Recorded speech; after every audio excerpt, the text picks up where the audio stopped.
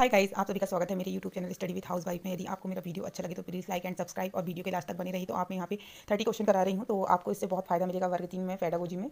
तो चलो हम स्टार्ट करते हैं। जैसे कि प्रश्न नंबर पहला है, निम्नलिखित में से कौन सा कथन विकास के बारे में सत्य नहीं है। और क्वेश्चन को बहुत अच्छे से पढ़ना, क्योंकि जो नहीं रहता है यहाँ पे हम बहुत मिस्टेक कर देते हैं कि विकास अंतः क्रिया का फल है। हाँ, बिल्कुल है ये।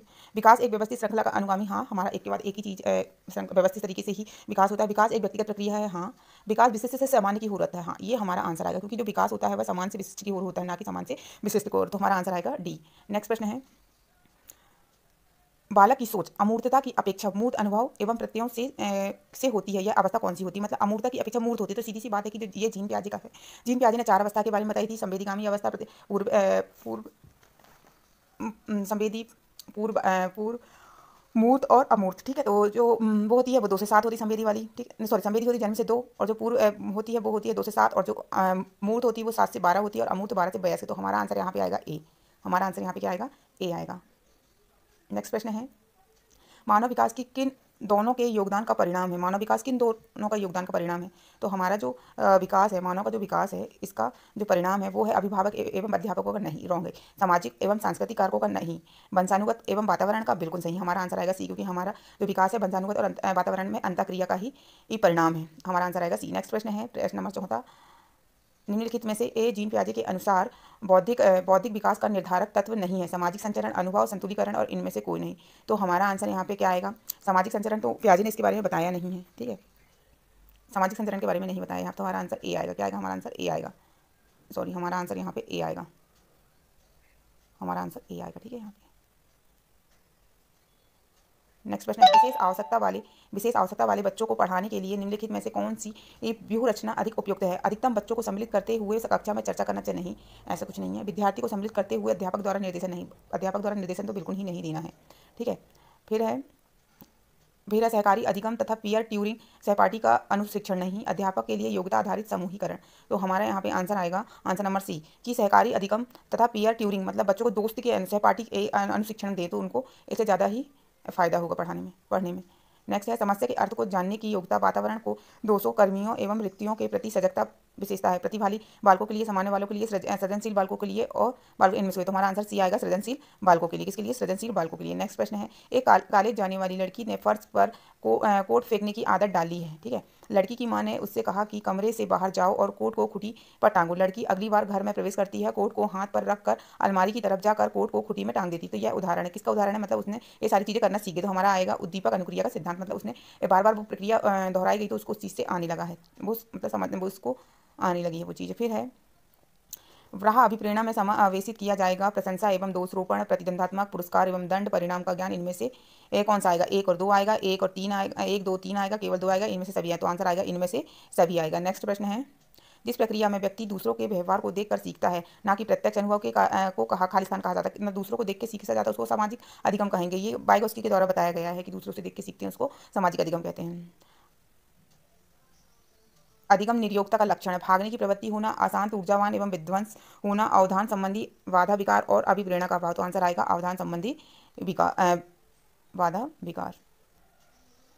नेक्स्ट प्रश्न है, अधिगम को प्रभावित करने वाला व्यक्तिगत कारक है, संचार का साधन, समवयस्क समूह, अध्यापक, परिपक्वता एवं आयु। तो हमारा आंसर आएगा डी, परिपक्वता एवं आयु हमारे व्यक्तिगत कारक को वो करती है। नेक्स्ट प्रश्न है, एक क्रिकेटर खिलाड़ी अपनी गेंदबाजी के कौशल को विकसित कर लेता है, यह उसके बल्लेबाजी के कौशल को प्रभावित नहीं कर पाता। इसे कहते हैं विध्यात्मक प्रशिक्षण अंतरण, निषेधात्मक प्रशिक्षण अंतरण, शून्य प्रशिक्षण अंतरण, या इनमें से कोई। तो हमारा आंसर आएगा क्या यहाँ पे? शून्य प्रशिक्षण अंतरण। नेक्स्ट प्रश्न है, निम्न में से कौन सा कथन किसी व्यक्ति के मानसिक स्वास्थ्य को उत्तम स्वास्थ्य रूप से प्रदर्शित करता है? पूर्व अभिव्यक्ति, संगतिकरण और सामान्य लक्ष्य की ओर निर्देशन, मानसिक विकारों को ना होना, व्यक्तित्व के विकारों से मुक्ति। तो हमारा आंसर आएगा डी, इनमें से सभी। ये सभी क्या आएंगे? इसमें शामिल है। ठीक है, प्रदर्शित करती है, ये सब प्रदर्शित करती है। क्वेश्चन नंबर 14 है, फ्राइड पियाजे, पियाजे है ये, क्या है ये? पियाजे है, मिस्टेक हो गई है। एवं अन्य मनोवैज्ञानिक ने व्यक्तित्व विकास की विभिन्न अवस्थाओं के संदर्भ में व्याख्या की है, परंतु पियाजे ने क्या कहा है? पियाजे ने कहा कि विकास अवस्थाएं वातावरण से निर्धारित होती हैं। कहा कि शैशवावस्था के अनुभव ही अधिक प्रभावित करते हैं, बाकी अवस्थाएं सीमित प्रभाव नहीं है। तो कहा नहीं है, विभिन्न अवस्था को समझने के लिए संज्ञानात्मक बदलाव के बारे में कहा, इनमें से कोई नहीं। तो इसका आंसर आएगा हमारा सी, क्योंकि जो पियाजे हैं उन्होंने विभिन्न अवस्थाओं को समझाने के लिए संज्ञानात्मक बदलाव के बारे में कहा है।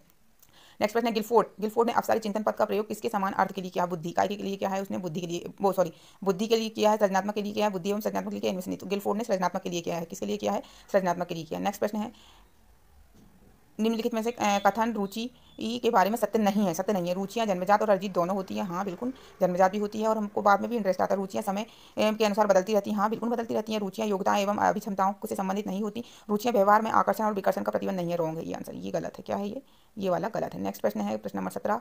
अभिवृत्ति क्या है? अभिवृत्ति क्या है? एक भावनात्मक प्रवृत्ति जो अनुभव के द्वारा संगठित होकर किसी मनोवैज्ञानिक वस्तु के प्रति पसंदी या नापसंदी के रूप में प्रतिक्रिया करती है। एक ऐसी विशेषता जो व्यक्ति को योग्यता का परिचायक है, जिसे किसी प्रदत्त क्षेत्र में विशिष्ट प्रशिक्षण, ज्ञान अथवा कौशल से सीखा जा सकता है। सी है व्यक्ति के बीजभूत क्षमता जो कि विशिष्ट प्रकार के होते हैं, या डी इनमें से कोई नहीं। तो हमारा आंसर आएगा ए। क्या आएगा? हमारा आंसर ए आएगा कि एक भावनात्मक प्रवृत्ति जो अनुभव के द्वारा संगठित होकर किसी मनोवैज्ञानिक वस्तु के प्रति पसंदी और प्रतिक्रिया करती है। नेक्स्ट प्रश्न है व्यक्तित्व एवं बुद्धि में वंशानुगत की नाम मात्र की भूमिका है, महत्वपूर्ण भूमिका है, पूर्व अनुमेय भूमिका है, या डी ए आकर्षण भूमिका। तो हमारा आंसर आएगा महत्वपूर्ण भूमिका है। व्यक्तित्व का अब बुद्धि और वंशानुगत का महत्वपूर्ण भूमिका है। नेक्स्ट प्रश्न है जिन इच्छाओं की पूर्ति नहीं होती है उनका भंडारण निम्न में से कौन करता है? इदम करता है, अहम करता है, परम करता है, या इदम अहम करता है? तो इदम करता है। कौन करता है? इदम करता है। नेक्स्ट प्रश्न है रक्षा तंत्र बहुत सहायता करता है हिंसा से निपटाने के लिए, दबाव से निपटाने के लिए, थकान से निपटाने के लिए, या जमनी। तो दबाव से निपटाने के लिए रक्षा तंत्र की सहायता करता है। शारीरिक निरोगता वाले व्यक्ति के लिए ये निम्न में से कौन सी युक्ति रक्षा तंत्र में सबसे संतोषजनक होती है? तदात्मीकरण, विवेकीकरण, अति संवेदन, अति कल्पना, और इनमें से कोई नहीं। तो हमारा आंसर आएगा सी, अति कल्पना। नेक्स्ट प्रश्न है बालक प्रसंग बोध प्रशिक्षण 3 वर्ष से 10 वर्ष की आयु के बालकों के लिए बनाया गया है। इस प्रशिक्षण के कार्ड का प्रतिस्थापित किए गए हैं सजीव वस्तुओं के स्थान पर निर्जीव वस्तुओं को, लोगों के स्थान पर जानवरों को, पुरुषों के स्थान पर महिलाओं को, और डी वयस्क के स्थान पर बालकों को। तो हमारा आंसर आ जाएगा बी, लोगों के स्थान पर जानवरों को। नेक्स्ट प्रश्न है सृजनशीलता के पोषण के लिए एक अध्यापक को निम्न में से किस विधि की सहायता लेनी चाहिए? ब्रेन स्टार्मिंग, विचार पेश, व्याख्यान विधि, दृश्य श्रव्य सामग्री। इनमें से कोई नहीं। तो आंसर आएगा ब्रेन स्टार्मिंग, विचार पेश। तो हमारा आंसर आएगा ए। नेक्स्ट प्रश्न है निम्न में से कौन सा कथन सही नहीं है? आवश्यकता बचना की शारीरिक अवस्था नहीं है, अंतरार्ध आवश्यकता का मनोवैज्ञानिक परिणाम है, आवश्यकता एवं अंतरार्थ समान नहीं है बल्कि समांतर है, मूल प्रवृत्ति आंतरिक जैविक बल है। तो हमारा आंसर आएगा ये रॉन्ग है, क्योंकि शारीरिक अवस्था नहीं है, गलत है। शिक्षा का अधिकार अधिनियम 2009 में एक अध्यापक के लिए न्यूनतम कार्य घंटे प्रति सप्ताह निर्धारित किया गया है। कितने किया गया है? उनको किया गया है 45 घंटे का कहा गया है।